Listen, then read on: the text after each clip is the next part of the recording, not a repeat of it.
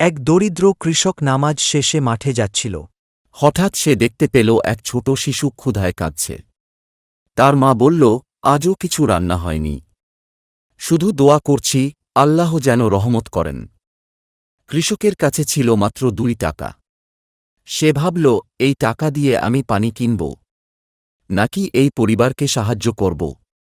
অবশেষে সে শিশুটির হাতে 2 টাকা দিয়ে বলল, এটা আল্লাহর পক্ষ থেকে ছোট একটি উপহার, তুমি হাসো। এই দৃশ্য দেখলেন গ্রামের একজন ধনী ব্যক্তি। তিনি কৃষককে ডেকে বললেন, ভাই, তুমি আমার খামারে কাজ করো, ঘরবাড়ি, খাবার, বেতন সব আমি দেখব।